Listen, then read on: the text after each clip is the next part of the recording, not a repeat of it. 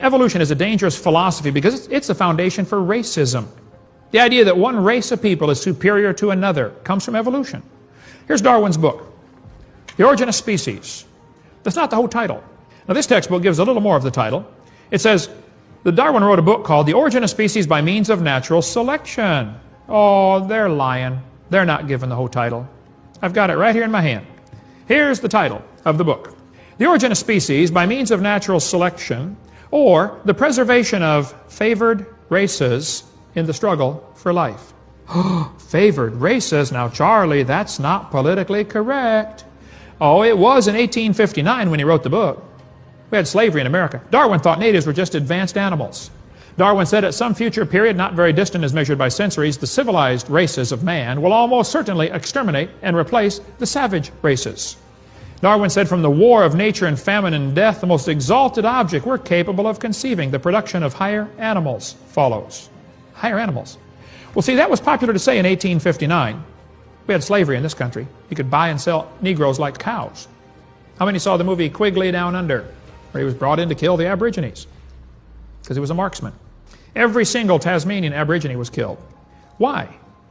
I think the evolution theory is directly responsible for what happened to the slaughter of the Aborigines.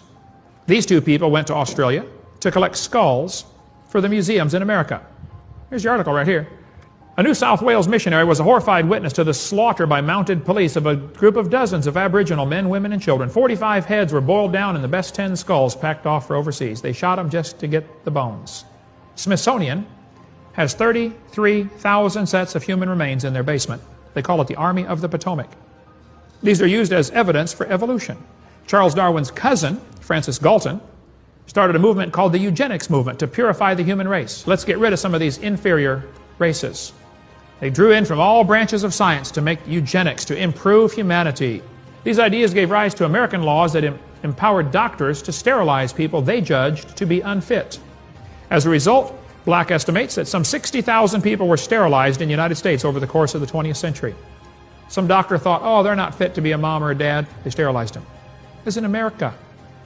The most chilling, though, were the ways which American eugenics influenced their German counterparts. Hitler said, I have studied with great interest the laws of several American states concerning the prevention and reproduction by people whose progeny would, in all probability, be of no value or be injurious to the racial stock. 1904, St. Louis had the World's Fair. They brought in 2,000 what they said were primitive people and had a big display about the primitive people to demonstrate the superiority of the white man. That's 100 years ago, folks. Evolution is a bad tree, has a bad root, brings forth evil fruit.